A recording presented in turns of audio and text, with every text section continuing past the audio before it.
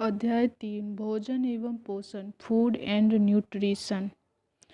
भोजन पृथ्वी के सभी सजीव प्राणियों को जीवित रहने के लिए ऊर्जा एनर्जी की आवश्यकता होती है और उनको यह ऊर्जा भोजन से प्राप्त होती है। इस प्रकार यह कहा जा सकता है कि भोजन फूड वह खाद्य पदार्थ है जो जीवों को ऊर्जा प्रदान करता है। पृथ्वी पर भोजन निर्माण का प्राथमिक कार्य पौधों द्वारा किया जाता है, जिस पर सभी प्राणी प्रत्यक्ष व परोक्ष रूप से निर्भर करते हैं। फूड डिक्शनरी के अनुसार वह पौष्टिक पदार्थ जो किसी जीव के शरीर में गृहीत व शोषित होकर उसकी वृद्धि का कार्य, टूट फूट से मरम्मत और जीवित रहने की विभिन्न क्रियाओं को संचालित करता है, भोजन कहलाता है। मनुष्य जो भोजन ग्रहण करते हैं उनसे उन्हें विभिन्न शारीरिक क्रियाओं के लिए ऊर्जा प्राप्त होती है। इन शारीरिक क्रियाओं में सांस लेना, चलना, उठना, दौड़ना आदि सम्मिलित है। खाद्य पदार्थ एवं उनके स्रोत। खाद्य पदार्थ को उनके स्रोतों के आधार पर दो भागों में विभाजित किया जाता है। पादप उत्पाद। इस प्रकार के उत्पाद पेड़ पौधों एवं विभिन्न वनस्पतियों से प्राप्त होते हैं। इसके कुछ उदाहरण निम्नलिखित हैं। फल, रसदार फल, अमरूद, सेब, आम, संतरा, अंगूर, अनार, केला आदि। सब्जियां, आलू, प्याज, मूली, भिंडी, करेला, फूलगोभी, बैंगन, कद्दू। अनाज, धान, गेहूं, जौ, बाजरा, मकई। मसाला, हल्दी, धनिया, मिर्च, लौंग, इलायची, सौंठ, दालचीनी, अदरक आदि। पेय पदार्थ, चाय, कॉफ़ी, कोको। शुष्क, काजू, बादाम, किशमिश, अखरोट। इसको शुष्क फल बोला जाता है। साग, पालक, मेथी, सोया, बथुआ, सरसों। दालें, अरहर, मूंग, चना, उड़द, मसूर आदि। जंतु उत्पाद। इस प्रकार के उत्पाद जंतुओं से प्राप्त होते हैं। इसके कुछ उदाहरण निम्नलिखित हैं। मांस, भेड़, हिरन, मुर्गा, खरगोश, सुअर, मछली आदि। अंडे, मुर्गी, बत्तख, शुतुरमुर्ग आदि। दूध, गाय, भैंस, बकरी। कुछ प्रमुख खाद्य पदार्थ एवं इनके स्रोत। मधुमक्खी, खाद्य पदार्थ शहद, पौधे और जंतु। तेल, घी, गन्ने, चुकंदर रस, चीनी। पौधे की पत्तियां, चाय। पौधे के बीज, कॉफ़ी, दाल। पौधे के तने या पत्ती, साग। पदार्थ और उनके अवयव। खाद्य पदार्थ एवं उनके अवयव। खाद्य पदार्थ से हमें वे सभी प्रकार के पदार्थ प्राप्त होते हैं जो हमारे शरीर की वृद्धि व विकास के लिए आवश्यक होते हैं। ये पदार्थ पोषक तत्वों की श्रेणी में आते हैं। ये पोषक तत्व स्वस्थ रहने के लिए जरूरी होते हैं। अलग अलग प्रकार के खाद्य पदार्थों से हमें अलग अलग प्रकार के पोषक तत्व प्राप्त होते हैं। पोषण, न्यूट्रिशन शरीर में होने वाली विभिन्न क्रियाओं का संगठन है, जिसके द्वारा जीवित प्राणी ऐसे पदार्थों को ग्रहण करता है जो शरीर के विभिन्न कार्यों को नियंत्रित करते हैं, वृद्धि करते हैं तथा शारीरिक टूट फूट की मरम्मत करते हैं। इन्हें पोषक न्यूट्रिएंट्स तत्व कहा जाता है। पदार्थ को शरीर की आवश्यकता अनुसार 6 पोषक तत्वों में वर्गीकृत किया जाता है। कार्बोहाइड्रेट, प्रोटीन, वसा, विटामिन, खनिज लवण एवं जल इत्यादि। पोषक तत्व समूह को सामान्यतः वृहत मैक्रोन्यूट्रिएंट्स पोषक तत्वों एवं सूक्ष्म पोषक माइक्रोन्यूट्रिएंट्स तत्वों में विभाजित किया जाता है। बृहत पोषक तत्व आहार और ऊर्जा की आपूर्ति करने के साथ साथ शरीर के विकास एवं उसके विभिन्न क्रियाकलापों के लिए जरूरी पोषक तत्व बनाते हैं। कार्बोहाइड्रेट, वसा, प्रोटीन, सूक्ष्म खनिज तत्व और पानी बृहत पोषक तत्वों के अंतर्गत आते हैं। सूक्ष्म पोषक तत्वों में विटामिन, जल और वसा दोनों में घुलनशील होने वाले और आवश्यक सूक्ष्म खनिज तत्वों को शामिल किया जाता है। इन पौष्टिक तत्वों की पर्याप्त आपूर्ति अच्छे स्वास्थ्य, कार्यात्मक दक्षता एवं उत्पादकता के लिए बुनियादी मूलभूत जरूरत है। भोजन के मुख्य अवयव हैं कार्बोहाइड्रेट, वसा, प्रोटीन, खनिज लवण, विटामिन, जल एवं रुक्षांश। कार्बोहाइड्रेट। हमारे शरीर को ऊर्जा मुख्य रूप से कार्बोहाइड्रेट से मिलती है। इसके प्रमुख स्रोतों में गेहूँ, चावल, आलू, मक्का, केला, शकरकंद, गन्ना, ब्रेड, शक्कर आदि है। विटामिन। सभी जीवों को अल्प मात्रा में विटामिनों की आवश्यकता होती है। रासायनिक रूप से ये कार्बनिक होते हैं। उन यौगिकों को विटामिन कहा जाता है जो कि शरीर द्वारा स्वयं उत्पन्न नहीं किए जा सकते, अपितु भोजन के रूप में इन्हें लेना आवश्यक होता है। मानव शरीर में केवल विटामिन डी का निर्माण सूर्य के प्रकाश द्वारा होता है। वे विभिन्न प्रकार के रोगों से हमारी रक्षा करता है। विभिन्न प्रकार के विटामिनों का दी गई तालिका द्वारा विस्तृत अध्ययन किया जा सकता है। B1 थायमीन जल में घुलनशील विटामिन, अनाज, फलियां, दूध, यीस्ट, अंडे, मांस। B2 राइबोफ्लेविन, अंडे, पनीर, हरी पत्तियां, मांस, जिगर। B6 पायरिडॉक्सिन, अनाज, मांस, मछली, दूध, जिगर। B12 साइनोकोबालमिथ, मांस, मछली, जिगर, अंडा, दूध। निकोटीन अम्ल, ईस्ट, मांस, मछली, अंडे, दूध, मटर, मेवा। फॉलिक अम्ल, हरी पत्तियां, जिगर, सोयाबीन, ईस्ट, फलियां। C एस्कॉर्बिक अम्ल, नींबू वंश के फल, टमाटर, आलू, सब्जियां एवं अन्य फल। H बायोटीन, गेहूँ, मांस। विटामिन H बायोटीन, गेहूँ, मांस, अंडा, मूंगफली, सब्जी, फल, ईस्ट। वसा में घुलनशील विटामिन, विटामिन ए, रेटिनॉल, दूध, मछली, मक्खन, अंडा, जिगर। विटामिन डी कैल्सीफेरॉल, मक्खन, जिगर, मछली का तेल, अंडे, त्वचा व ईस्ट में, सूर्य के प्रकाश में। विटामिन ई टोकोफेरॉल, तेल, गेहूं, अंडों की जर्दी, सोयाबीन। विटामिन के नेफ्थोक्विनोन, हरी पत्तियां, गोभी, टमाटर, सोयाबीन, अंडा, जिगर।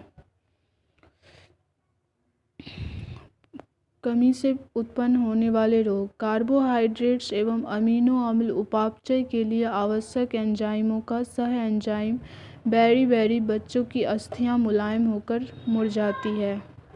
उपापचय में महत्वपूर्ण सह एंजाइमों FAD एवं FNM का घटक जिह्वा में सूजन, त्वचा में सूजन, दृष्टि की स्वच्छता में कमी, भ्रूण की अस्थियों का टेढ़ा मेढ़ा होना। विटामिन B6 पायरिडॉक्सिन की कमी से प्रोटीन उपापचय में आवश्यक एंजाइमों का सह एंजाइम। विटामिन 12 साइनोकोबालमिथ, मांस, मछली, जिगर, अंडा, दूध। वृद्धि, न्यूक्लिक अम्लों के संश्लेषण में सहायक, अरक्तता। निकोटीनिक अम्ल उपापचय में महत्वपूर्ण सह एंजाइमों NAD तथा NADP का घटक पेलेग्रा। फॉलिक अम्ल, हरी पत्तियां, जिगर, सोयाबीन, ईस्ट, फलियां। वृद्धि, रुधिराणुओं का निर्माण, DNA के संश्लेषण में सहायक। विटामिन C एस्कॉर्बिक अम्ल, नींबू वंश के फल, टमाटर, आलू, सब्जियां एवं अन्य फल। कोलेजन तंतुओं, हड्डियों के मैट्रिक्स, दांतों के डेंटिन का निर्माण। स्कर्वी रोग। विटामिन H बायोटीन, गेहूं, मांस, अंडा, मूंगफली, सब्जी, फल, इस मुख्य स्रोत। वसीय एवं अमीनो अम्ल सहित कई अन्य पदार्थों की संश्लेषण अभिक्रियाओं में सह एंजाइम। विटामिन ए दृष्टि रंगाओं के संश्लेषण में सहायक, रतौंधी, सुकाक्षीपाक, शारीरिक वृद्धि का रुक जाना, पाचक नाल और नेत्र का संक्रामक रोग। विटामिन डी कैल्सीफेरॉल, कैल्शियम व फास्फोरस का उपापचय, हड्डियों एवं दांतों की वृद्धि, रिकेट्स बच्चों में, ऑस्टोमेलेशिया बड़ों में।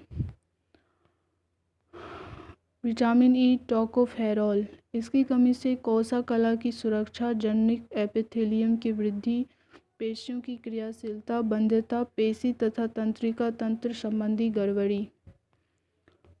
विटामिन के नेफ्रोक्विनोन, जिगर में प्रोथ्रोम्बिन के संश्लेषण में सहायक। प्रोटीन, इसे शरीर वर्धक भोजन भी कहा जाता है। यह हमारे शरीर की वृद्धि में सहायक होते हैं।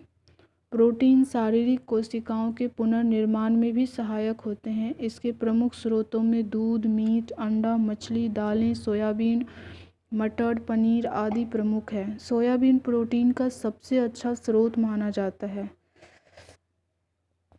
शारीरिक प्रोटीन, एंजाइम, कार्य, जैव उत्प्रेरक, जैव रासायनिक अभिक्रियाओं में सहायक। हार्मोन, शरीर की विभिन्न क्रियाओं का नियमन करते हैं। परिवहन प्रोटीन, हीमोग्लोबिन विभिन्न पदार्थों का परिवहन करता है। संरचनात्मक प्रोटीन, कोशिका एवं ऊतकों के निर्माण में सहायक। रक्षात्मक प्रोटीन, संक्रमण से रक्षा करने में सहायक। संकुचन प्रोटीन, यह पेशी संकुचन एवं चलन हेतु उत्तरदायी होता है। उदाहरण मायोसिन, एक्टिन आदि। रुक्षांश, यह एक कुछ भोज्य पदार्थों में पाया जाने वाला तंतुमय पदार्थ फाइब्रस मटेरियल है। यह शरीर की वृद्धि में सहायक नहीं होते क्योंकि हम इसका पाचन नहीं कर पाते।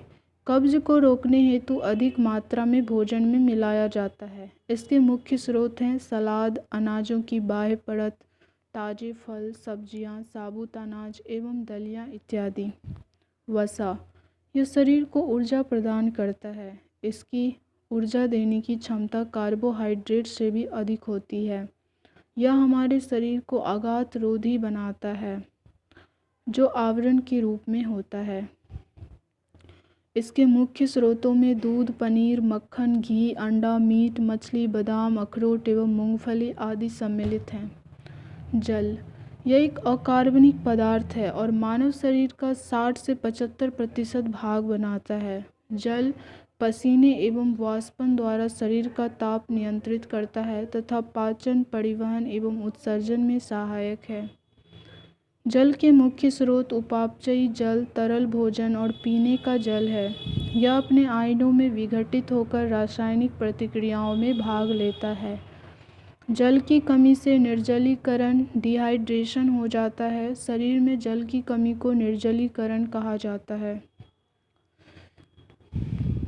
खनिज लवण, विभिन्न प्रकार के खनिज लवण रोगों से हमारे शरीर की रक्षा करते हैं तथा शरीर में ऊतकों के निर्माण में विशेष भूमिका निभाते हैं।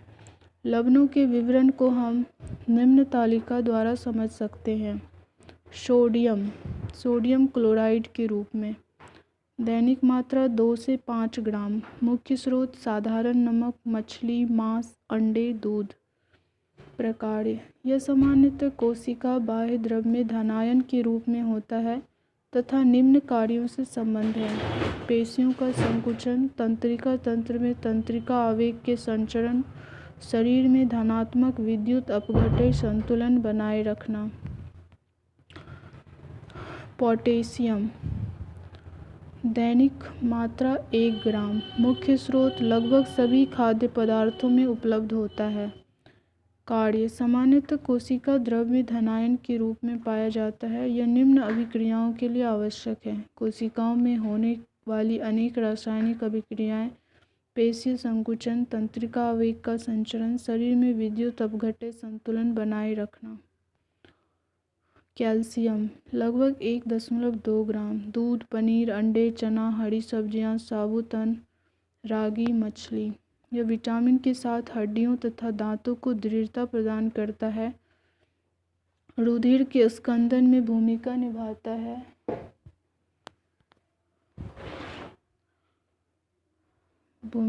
पेशीय संकुचन प्रक्रिया से संबंध है। संरचनात्मक संतुलन बनाए रखने में सहायक होता है। लौह 25 मिलीग्राम बालक, 35 मिलीग्राम बालिका। कलेजी, गुर्दे, अंडे का पीतक, चौकर युक्त आटे की रोटी, बाजरा, रागी, सेब, केला, पालक एवं अन्य हरी सब्जियां तथा गुड़ लोहे के बर्तन में खाना बनाने से भी प्राप्त होता है। लोहा लाल रुधिर कणिकाओं में हीमोग्लोबिन के बनने के लिए आवश्यक है। यह ऊतक में ऑक्सीजन के लिए आवश्यक है। मांसपेशियों की सुचारू क्रिया के लिए यह आवश्यक माना जाता है। Iodine 20 milligram. मछली, समुद्री भोज्य पदार्थ, हरी पत्तियाँ, सब्जी, आयोडीन युक्त नमक। यह थायराइड ग्रंथि द्वारा स्रावित थायरॉक्सिन हार्मोन के संश्लेषण के लिए आवश्यक है। मैग्नीशियम अति अल्प। सब्जियां, पेशी तंत्र एवं तंत्रिका तंत्र की क्रिया हेतु। जस्ता अत्यंत अल्प। यकृत एवं मछलियां इंसुलिन कार्यकी के लिए सहायक माना जाता है। तांबा अति अल्प। मांस, मछली, यकृत एवं अनाज तांबे के बर्तन में खाना बनाने से भी मिलता है। हीमोग्लोबिन तथा अस्थियों के निर्माण एवं इलेक्ट्रॉन संवाहक के रूप में सहायक। कोबाल्ट अति अल्प। मांस, मछली एवं जल, आरबीसी तथा विटामिन B12 के संश्लेषण हेतु महत्वपूर्ण है।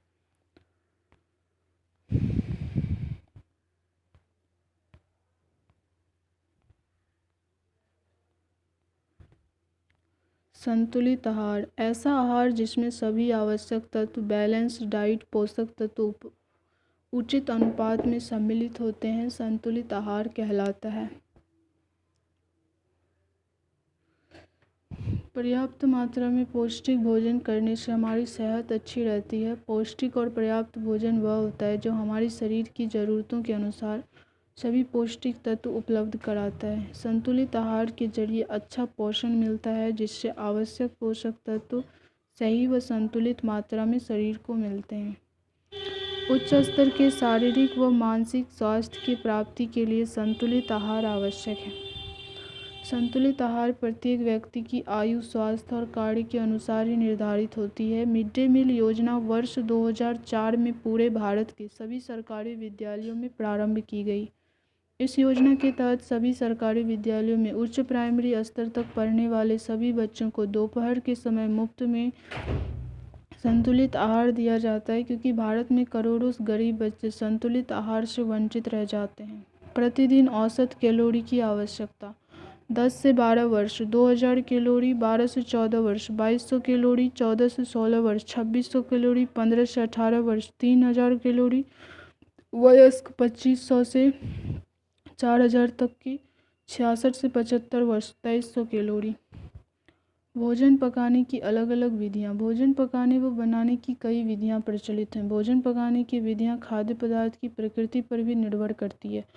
अलग अलग खाद्य पदार्थ अलग अलग तरीके से पकाए जाते हैं, जिनमें कुछ विवरण निम्नलिखित हैं। उबाल कर चावल, दाल, आलू, मक्का, अंडा, शकरकंद। कच्चा टमाटर, मूली, गाजर, खीरा। भून कर आलू, चना, मूंगफली, भिंडी, मक्का, शकरकंद आदि। तल कर आलू, मीट, मिर्च, पापड़। सेक कर रोटी, पापड़, ब्रेड, पिज्ज़ा। पाचन तंत्र। पाचन का प्रयोजन शरीर के आहार के गूढ़ अवयवों प्रोटीन, कार्बोहाइड्रेट, वसा, विटामिन, खनिज, लवण व जल इत्यादि को साधारण घटकों में विभाजित कर देना है। पाचन प्रक्रिया डाइजेस्टिव सिस्टम में कई क्रियाएं सम्मिलित होती है, जैसे अंतर्ग्रहण, पाचन, अवशोषण, स्वांगीकरण एवं निष्कासन। इन क्रियाओं का विवरण निम्नलिखित है। अंतर्ग्रहण, इंजेशन। इस क्रिया में भोजन को शरीर के अंदर लिया जाता है। यह क्रिया मुख गुहिका, जिसमें जीभ व दांत के द्वारा होती है। दांत भोज्य सामग्री को काटने, चीरने, पीसने व चबाने का कार्य करते हैं, जबकि जीभ भोजन को लार के साथ मिलाकर निगलने का कार्य करता है। ये अंतर्ग्रहण कहलाता है। पाचन, डाइजेशन। इस क्रिया में भोजन छोटे छोटे कणों में टूटता है। पाचन क्रिया मुख से प्रारंभ होकर आमाशय और छोटी आंत तक में होती है। मुख में कार्बोहाइड्रेट और 7.5 मीटर लंबी छोटी आंत में कार्बोहाइड्रेट, वसा व प्रोटीन का पाचन होता है। आमाशय में भोजन का पाचन शीघ्रता से होता है। भोजन के पाचन में लार ग्रंथि, लीवर और अग्नाशय के द्वारा निकले रसों, अम्लीय का काफ़ी योगदान होता है। उसके बाद है अवशोषण, एब्जॉर्प्शन। इस क्रिया में भोजन में पाए जाने वाले उपयोगी पदार्थों का शरीर द्वारा अवशोषण होता है।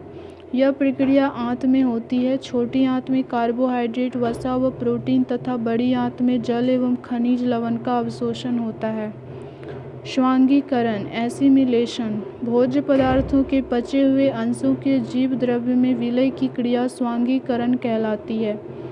निष्कासन, एक्सक्रीशन, इस क्रिया में अपचित भोजन मलाशय में जमा होकर गुदा द्वारा मल के रूप में बाहर निकल जाता है। उत्सर्जन,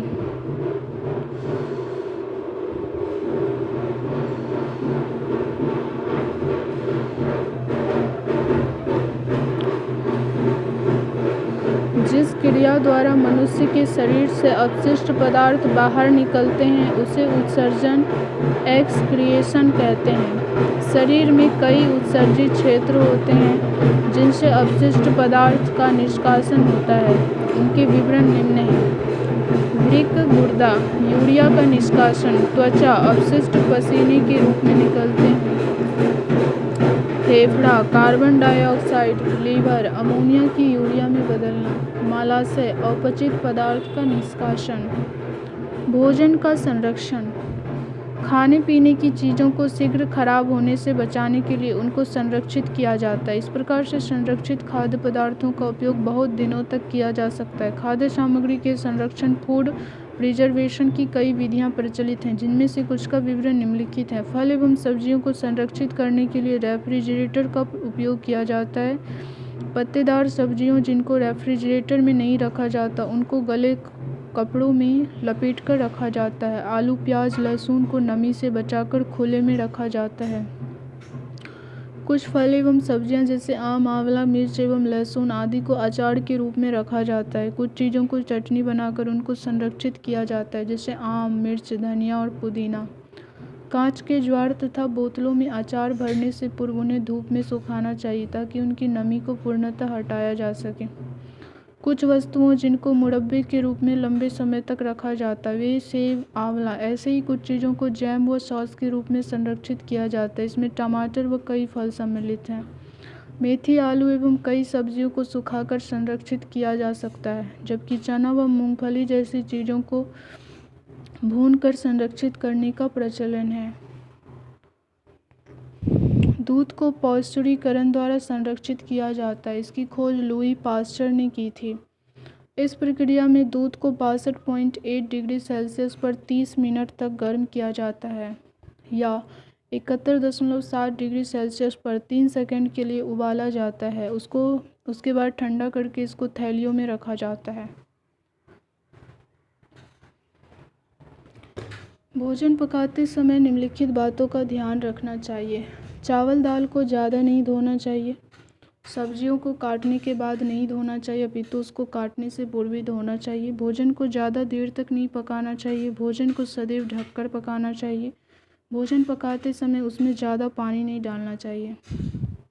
क्षेत्रीय व्यंजन, भारत के भिन्न भिन्न क्षेत्रों में भिन्न भिन्न प्रकार के व्यंजन पाए जाते हैं। किसी क्षेत्र का खान पान उस क्षेत्र में खाद्य पदार्थ की आसानी से उपलब्धता, उस खाद्य पदार्थ का उस क्षेत्र विशेष की संस्कृति में महत्व इत्यादि पर निर्भर करता है।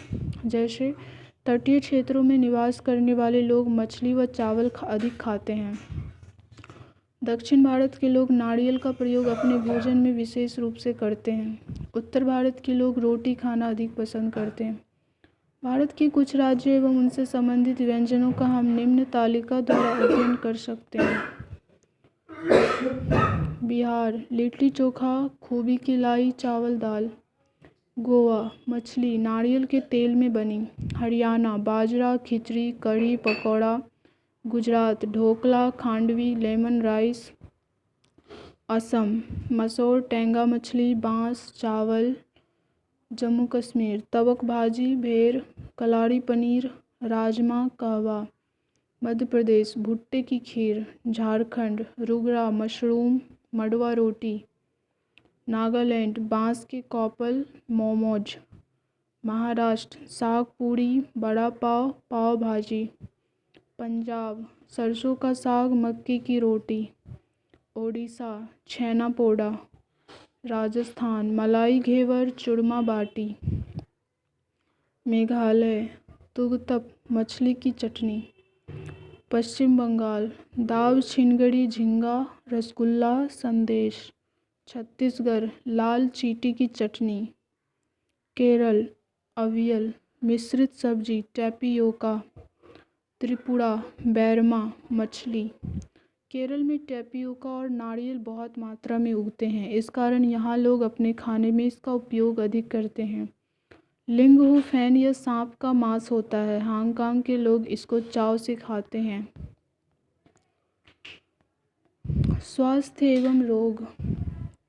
स्वास्थ्य सिर्फ रोग या दुर्बलता की अनुपस्थिति नहीं, बल्कि एक पूर्ण शारीरिक, मानसिक एवं सामाजिक खुशहाली की स्थिति बताता है। हमारे दैनिक क्रियाकलाप ही नहीं बल्कि सामाजिक कार्य भी हमारे स्वास्थ्य पर ही निर्भर करते हैं। यदि हमारा स्वास्थ्य ठीक नहीं है तो या तो हम कोई कार्य करने में सक्षम नहीं होंगे अथवा हम उन्हें ठीक ढंग से नहीं कर सकेंगे। शारीरिक, मानसिक एवं सामाजिक रूप से पूर्ण स्वस्थ न होना ही बीमारी या रोग कहलाता है। इस स्थिति में व्यक्ति दर्द, दुष्क्रिया व तनाव की अनुभूति करता है। बीमारियां कई तरह से फैलती है। सामान्य तौर पर बीमारियां दो प्रकार की होती है, जन्मजात और उपार्जित। जन्मजात बीमारियां वे बीमारियां होती है जो किसी व्यक्ति विशेष के अंदर से जन्म से ही होती है, जैसे हीमोफीलिया, वर्णांधता। उपार्जित बीमारियां जैसे जो वातावरण से मिलती है, इसके अंतर्गत पेचिश, काली खांसी, छोटी माता आदि को शामिल किया जाती है। कुछ उपार्जित बीमारियां दो प्रकार की होती है, संक्रामक और असंक्रामक। संक्रामक तथा असंक्रामक कारक। रोग के कारण का एक वर्ग है संक्रामक कारक, जो अधिकांशतः सूक्ष्म जीव होते हैं। वह रोग जिनके तत्कालिक कारक सूक्ष्म जीव होते हैं उन्हें संक्रामक रोग कहते हैं। इसका कारण यह है कि सूक्ष्म जीव समुदाय में फैल सकते हैं और इनके कारण होने वाले रोग भी इनके साथ फैल जाते हैं। कुछ रोग ऐसे होते हैं जो संक्रामक कारकों द्वारा नहीं होते, उनके कारक भिन्न होते हैं, लेकिन वे बाहरी कारक जो सूक्ष्म जीव नहीं होते वे समुदाय रूप में फैल सकते हैं। यद्यपि ये बहुधा आंतरिक एवं असंक्रामक हैं। उदाहरण, कुछ प्रकार के कैंसर आनुवांशिक असामान्यता के कारण होते हैं। उच्च रक्तचाप का कारण अधिक वजन होना तथा व्यायाम न करना है। विभिन्न प्रकार के संक्रामक रोगों का वर्णन। जीवाणु जनित रोग। काली खांसी, निमोनिया, प्लेग, तपेदिक, टिटनेस, आंत्र ज्वर, हैजा, कोढ़ और डिप्थीरिया। विषाणु जनित रोग के नाम पीलिया, चेचक, AIDS, flu, rabies, dengue, polio, खसरा, छोटी माता, चिकनगुनिया। प्रोटोजोआ जनित रोग पेचिस, मलेरिया, पायरिया। प्रमुख तथ्य हैजा दूषित जल व खाने से फैलता है।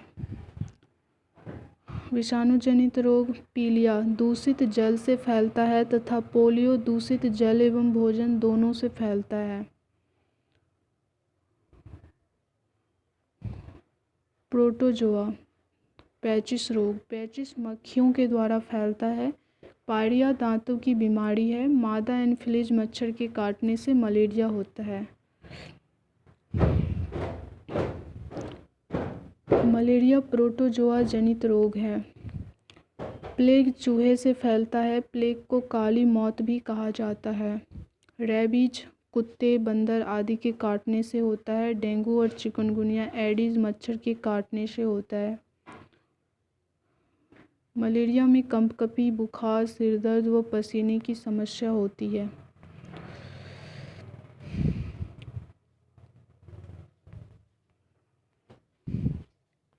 जीवाणु जनित का टीकाकरण।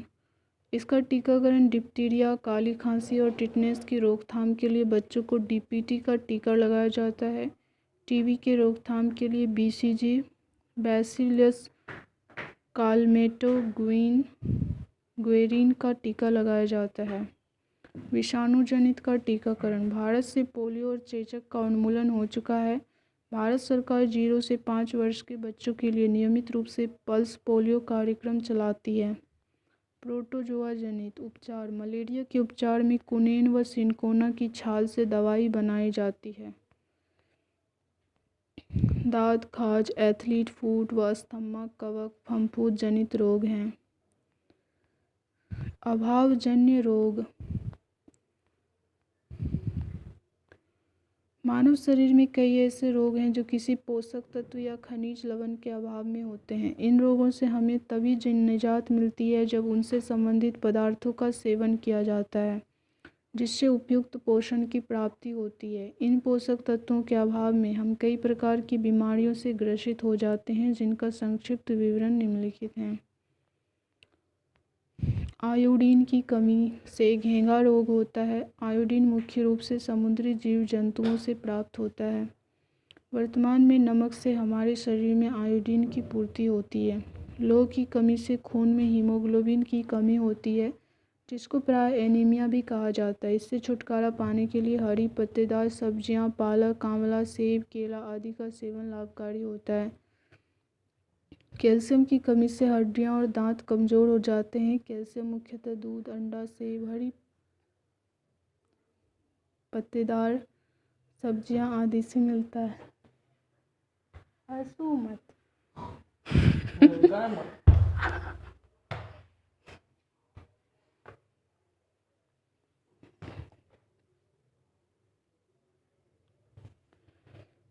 कैल्शियम की फास्फोरस की कमी से हड्डियां एवं दांत कमजोर हो जाते हैं। फास्फोरस का मुख्य स्रोत दूध, केला व हरी मिर्च आदि है। प्रोटीन की कमी के कारण शारीरिक विकास अवरुद्ध हो जाता है। प्रोटीन के अभाव में बालकों में क्वाशियोकोड एवं मैरस्मस नामक रोग हो जाते हैं। शारीरिक व मानसिक विकास के लिए विटामिन एक अनिवार्य तत्व माना जाता है। इसके अभाव में व्यक्ति अनेक बीमारियों से ग्रसित हो जाते हैं।